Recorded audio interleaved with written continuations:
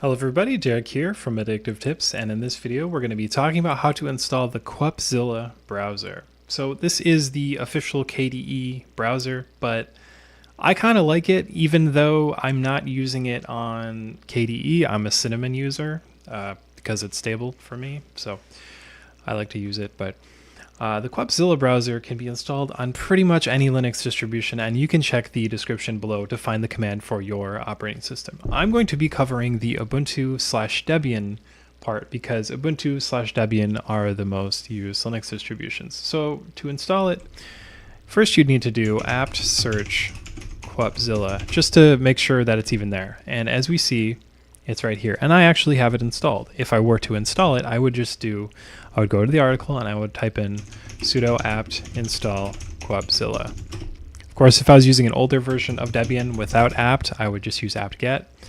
That installs, then I can just open up Qupzilla. And here's the browser. So Qupzilla has quite a bit of features.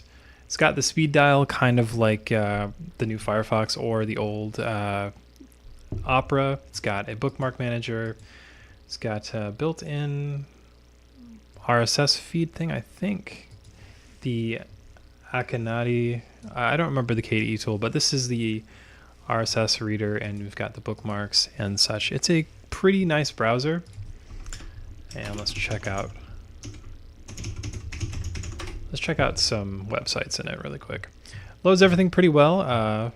It's a nice open source browser. If you're looking for something that makes it doesn't make a mockery of your privacy. So you can see they have ad blocking settings, which we can turn on and turn off at any time. And you can go through your favorite sites and enable sponsored content to make things a little bit easier. But it's got a built-in ad blocker. It's got lots of good stuff, and it runs quite well.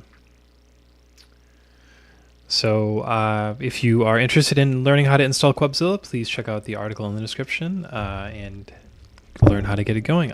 This has been Derek, and I will see you in the next video.